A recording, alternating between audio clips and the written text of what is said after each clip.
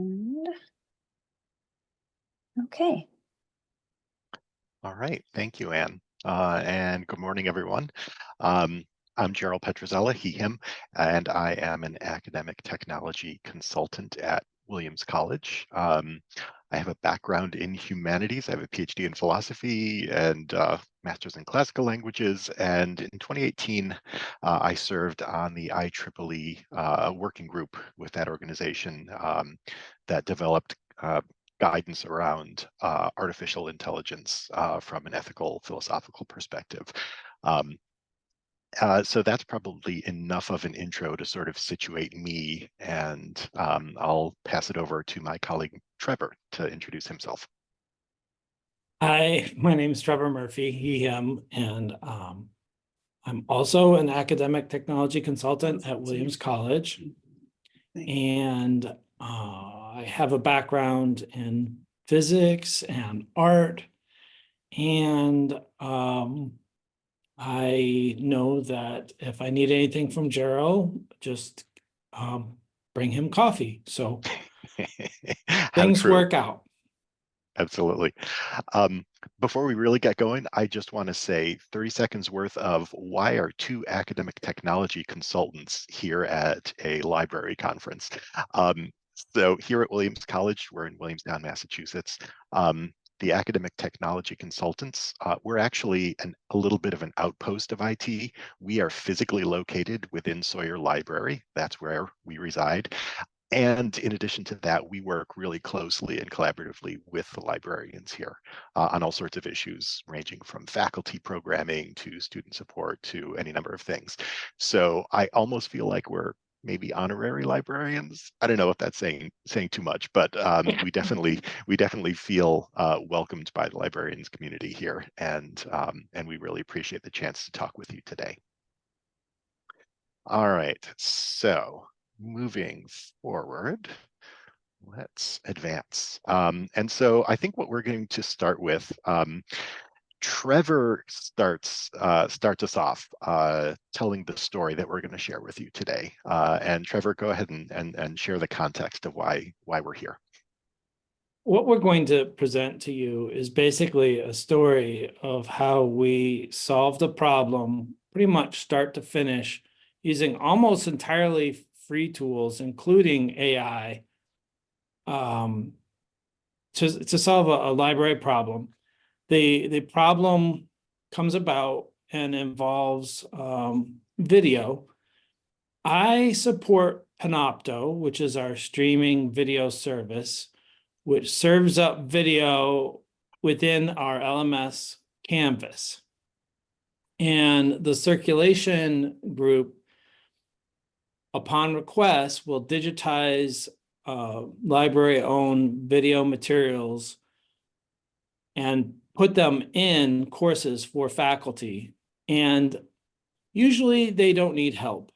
And this is a case where they ask for help. I got an email, and the problem was there was a faculty member who wanted some video to share with his class in Italian with Italian captioning. And if you look at the DVD case, it's all there. It should be there. But there were some difficulties getting captioning on the video. And so, I didn't really get into it. Like, is this an accessibility issue or what? I was just trying to solve the problem. So the first thing I wanted to do is just act as a sanity check and try to reproduce what the library did. Next slide. So I wanted the DVD in my own hands and see if I could find these elusive Italian subtitles. And I also wanted to play with Handbrake. It's got some settings on it. I think you can use Handbrake when you're digitizing footage to add in an SRT file or alter or work with your film that you're digitizing. So I wanted to play with Handbrake, which is a free tool, and see how that would work. And that didn't work for me. So my next idea was, why don't I digitize the film myself and find someone else's captioning SRT file and insert that into the video. And for that, I was using the free tool DaVinci Resolve from Blackmagic Design. And basically you have a video track, you have an audio track, and then you have an SRT track, which I usually don't look at or play with, but I learned a little bit about that to try and solve this problem. I found online SRT files for this film in Italian, and I bring them in. Well, I had trouble with that. They weren't lining up. And so I'm thinking maybe the footage that they had was at a different frame rate. And what you can see here is the top file line of beige blocks are the captions. Below that is the video, and below that is the audio. And they kind of line up, where there's a lot of audio, you see a lot of captions. So I would zoom in and I would watch scenes from this film, and where I could see them speaking, and I would line up the caption right with what they were saying in Italian. And I don't speak Italian. I've got some Arabic, I've got some French, not much for Italian. But you look at it long enough, you can tell I've got this part of this scene lined up perfectly. But if I went 15 minutes forward, 15 minutes backward, 30 minutes forward, 30 minutes backward, it's no longer lined up. So I don't know what's wrong, and I'm trying to figure it out. I've got some ideas of things to try. You can slow down the film, you can speed it up, play with frame rates, but whatever I did, it wasn't working. So I thought, Gerol knows some classical languages. He's pliable with coffee. Maybe I can convince him to come in and look at what I've been doing and see if Gerol has any ideas. And so that's exactly what he did. And from this point in the process, I was in the loop, and Trevor sort of explained to me, just as he explained to you all, what he had been working with and struggling with and what was needed. And in sort of a delightful coincidence, one of the areas that I have been sort of doing a deep dive in my work has been around some generative AI tools. So at that point, I had had a handful of months working with certainly the mainstream ones that we're all familiar with, but also some ones that are more specialized.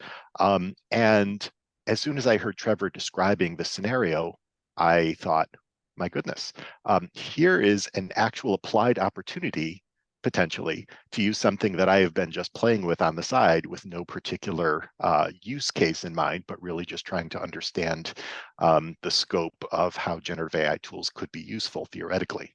Well, now here's a moment to bring it into practice, or at least try. So what I proposed to Trevor as a possible solution for getting what he needed back to the faculty and back to the students was a process using a generative AI tool that I will sort of step us through now, what the process was, what the tools were, and how we ended up using them and where we ended up in the end. So recognizing that we're not necessarily all going to be familiar with all the tools. This is essentially the stack of tools that I brought to the table. So starting from the top, Audacity, which folks may or may not be aware of, but it is a free and open source audio editing tool. The special sauce in this case is that in early 2024, Intel released a plugin called OpenVINO for Audacity, which is essentially based on a audio to text large language model called Whisper. So this is what I had actually been experimenting with already, just on my own for no particular reason other than professional interest. So my Audacity program was loaded up with this plugin already, and I thought, aha, here's what we can use. Trevor also mentioned DaVinci Resolve in his work at the beginning. That stayed in the loop. We came back to DaVinci Resolve at essentially the end of the process. And then a shout out to Notepad and Microsoft Word and Excel, because those were actually part of my process. They played an important role in sort of cleaning up the initial results. And I'll talk about how I used all of these tools as we go through the next. You mentioned, Gerol, yesterday that if you wanted to be completely free, we could have gone open source with the Microsoft Word and Excel parts using OpenOffice. That's exactly right. And so there was nothing that I did in Word or Excel that was unique to those. Really, any Office applications that are equivalent to those would have worked just fine. And I include some screenshots further down the line here in the slide deck that illustrate exactly what I was doing in each of these. But that's a really important point. You could have made this entire stack free and open source. All right, so oh, right, I forgot about that screenshot. So this is just a screenshot of the announcement, January 2nd, 2024, when Audacity announced the release of OpenVINO. And it's available on GitHub. At this point, they've done a few releases, so it's actually easier now if you're interested in installing it for yourself. It's easier than it was in January. So that's always a good thing. All right, so here's how my process started. First of all, this is a screenshot of what Audacity looks like. And what we're looking at here is the audio track that Trevor gave to me, just simply the audio track of the film. Yeah. I just want to back up and say what the game plan is, big picture.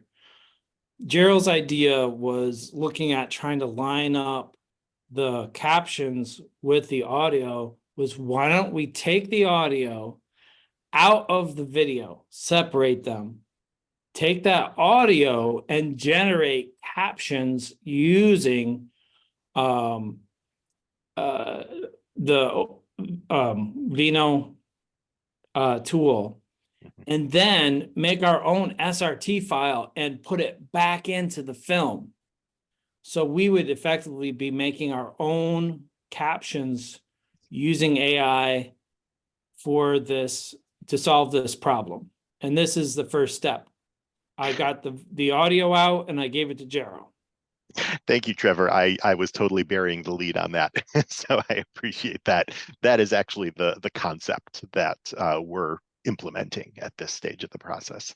So rather than trying to take a pre-existing subtitles file and line it up, which was sort of the frustrating thing that Trevor was wrestling with at first, what I was thinking was that we would simply create a brand new subtitle track. And because it will have been created directly from the audio, it will be perfectly aligned from the get-go. All right, so here is that audio track. It's just an MP3 file. And what you're seeing at the top with the drop-down menu is at the bottom of that drop-down, we have the OpenVINO Whisper Transcription tool, which you can apply to the audio. It gives you some settings as you're seeing here. Notice that it can simply transcribe whatever is in the audio.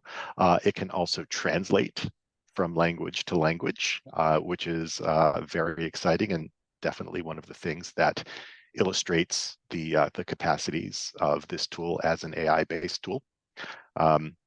It has certainly a fairly wide range of choices in terms of language.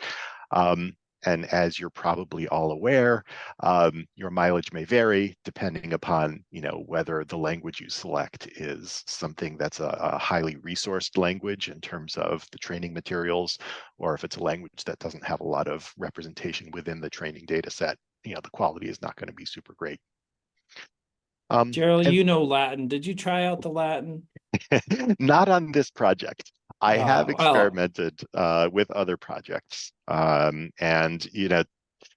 I will say it's not super great in terms of conjugation of verbs, but that's a lot of, that's pretty good.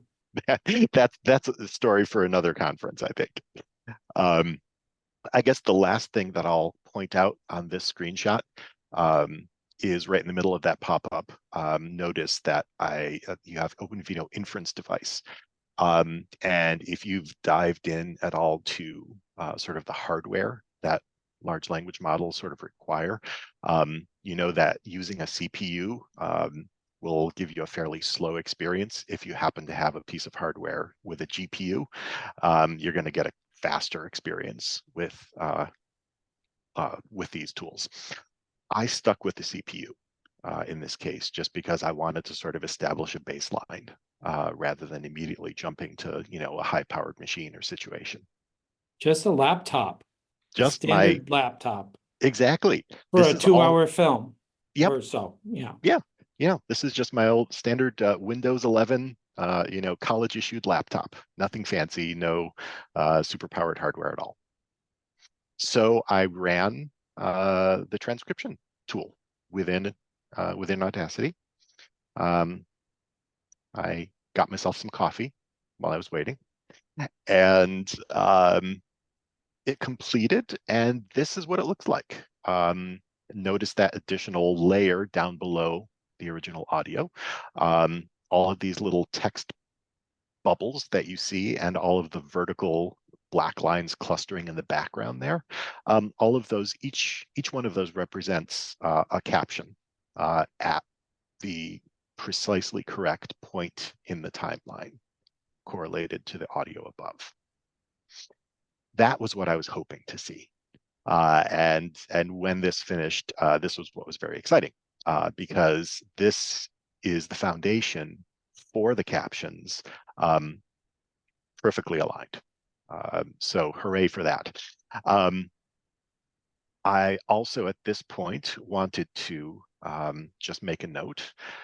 It turned out, again, running this tool on plain vanilla hardware with a CPU, not a GPU, it took about 7 times as long, or seven times quicker than the actual length of the audio, right? So it took me about a quarter of an hour to transcribe a 100-minute MP3. So not terribly fast, but not terribly slow either, right? Definitely well within the range of something that makes sense, for our workflow. From here, I simply selected that transcription layer and told Audacity to export those labels. And what I got was a plain text file, .txt, with all of this text and all of the appropriate start and end timestamps for each caption. And that was fantastic. However, that was not enough. Because if you've done any work with closed captioning, especially digitally, you're probably going to be aware that there are a couple of specialized file types for captions, SRT and VTT. There are others too. Right now, what we have is a .txt, and that is not formatted as it needs to be yet. Can you speak to the accuracy of the translation? I cannot either, because like Trevor, I am not an Italian speaker.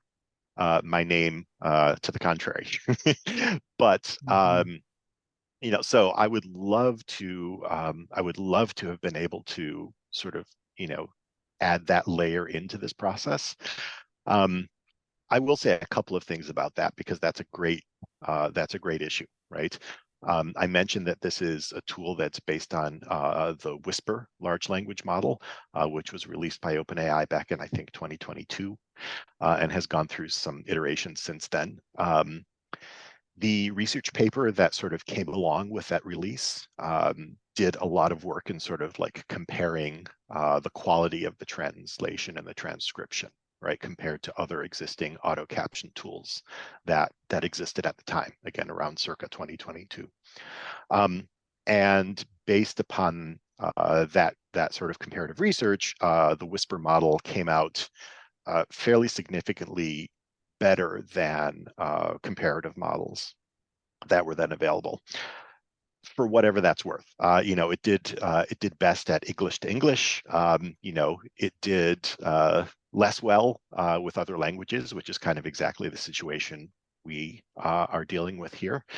But less well than English, but better than those languages with other tools, right? So we also weren't doing Italian to French or something like that. exactly. We were doing Italian to Italian. Mm-hmm. So rather than relying on translation, we were simply doing transcription, at which the Whisper model performed sort of noticeably better than the other mode. And I'll be happy to, you know, if folks are really interested in the deep dive, I can share that the link to that research paper in the chat at some point. Yeah, I'm also impressed and intrigued that this wasn't done over the cloud. You didn't have to be connected to the internet to use Whisper to do the captioning. It was all done locally on your machine. And that, you know, that is one of the real highlights of this project and made it really exciting for us.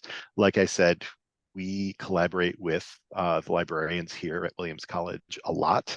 And, you know, and they are folks who are deeply, you know, engaged in critically evaluating generative AI tools, especially around issues of privacy, you know, data privacy, et cetera. So, so the fact that this is not a cloud-based tool, right, ChatGPT or Gemini or any of these others, right, I could run this on my laptop with the Wi-Fi turned off, right, totally air-gapped. And it's a highly functional tool, and it is powerfully taking advantage of these capacities of generative AI. That is exciting to me from a technical perspective. And also, I think it's a wonderful direction for those of us who care about data privacy to be pushing and learning more about. Okay, so from here, the next stage of the process, I'll take us through as well, which is just simply converting that TXT file into the appropriately formatted transcript file format. And this is the part where I brought in the Microsoft Office suite, because at this point, you know, it's not multimedia anymore, it's text manipulation. And, you know, these kind of tools are perfect for that. So here is the original text file that was created out of the Audacity environment. Step one, I imported that text and those timestamps into an Excel spreadsheet. And I just used the text import wizard because I wanted to make sure of a couple of things. I needed to make sure first that the columns came in properly, the columns were maintained. And I needed to make sure that these highly specific numbers were also maintained.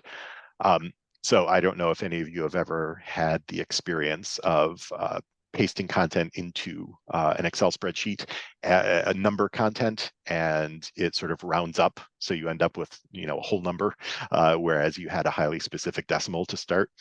We really needed that not to happen in this situation, because those digits beyond the decimal point were really the critical ingredient for making sure that our captions stayed perfectly aligned to the timeline of the video. So I did that using the text import wizard. And then, you know, this is the result. So I have this 3-column spreadsheet with that same content that had been in the text file. The next step, again, this is, you know, meeting the SRT subtitle format.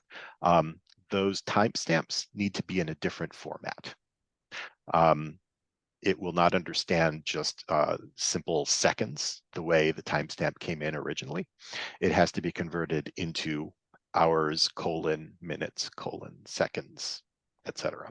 And so I just took those values from the first 2 columns, translated them using an Excel formula in columns 4 and 5, and then swapped them out ultimately. The formula is right there, isn't it?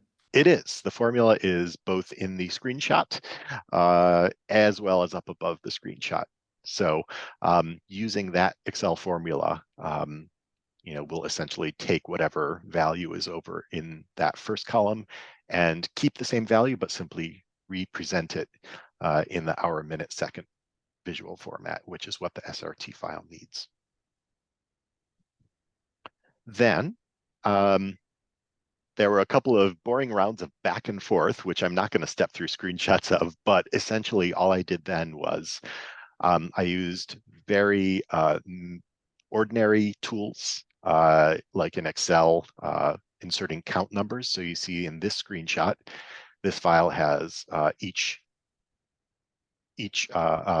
piece of the transcript has a count, 113, 114, 115, 116, and so on. So I simply auto-inserted those. I inserted those little arrow symbols, which is again a necessary piece of the subtitle format. A hyphen, the single dash in between each piece of text, and then the blank line in between. Just find and replace. I'm sure that some of my colleagues in IT were, if I told them about that, they would be cringing, like, why are you doing it so slow? There's a better way. I'm like, okay, fine, but this is the way that will get the job done. Right now, I don't need to write any scripts, just do it. Makes me want to start on like a 5-minute piece. Not a whole film. Yeah, right. So, and then once I got the content into this particular format, I just saved it as an SRT file. So instead of saving it in Notepad with .txt on the end, all I had to do was instead save it and put .srt at the end. And we have our subtitle file. Just to be clear, an SRT file is a text file with the, file type of .srt at the end. That's all it is. Yes. With this formatting. Yep. And that's why I can open it up in Notepad and it looks just like a TXT file. You can edit it just like you could edit a TXT file. Changing the .srt just means it gets treated differently when you bring it into, a media editing program. This makes me want to make a alternative caption for like a movie I like and have it playing with those captions just to get someone's reaction, prank them or something. I think that'd be really fun. You're a prankster, Trevor. I'm sorry. All right.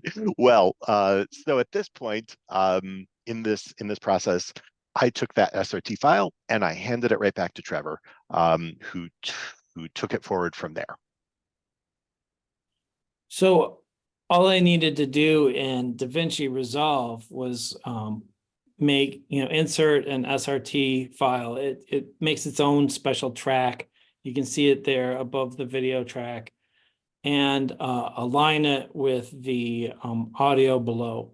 I didn't have to do anything. Once I just brought it in, it was aligned. I think Gerol's idea of using the audio of the film as the source to get the captions was perfect.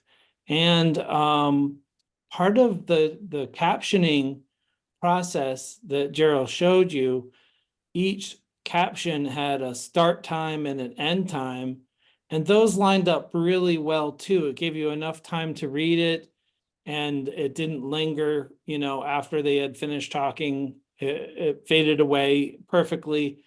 And another thing it did, it said, like, if there was music playing, it would say, this isn't, language, this is just music.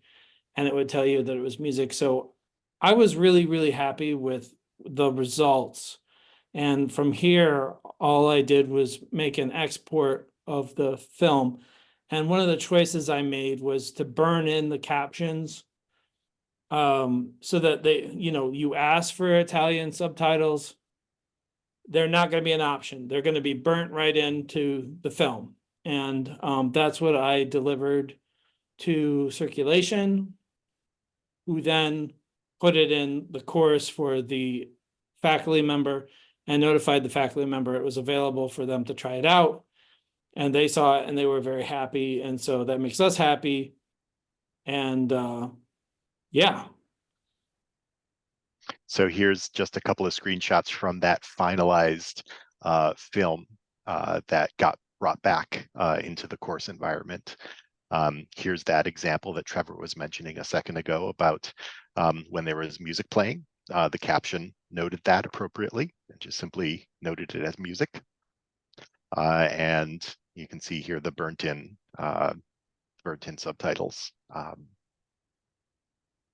So that was our journey with using this AI-based tool, and in a very specific situation where there was an immediate academic need, we could meet it, and we could meet it using an AI-based tool that we felt pretty good about. So I'm going to stop sharing my my screen now, and we are really excited to engage with you all with any questions or conversation.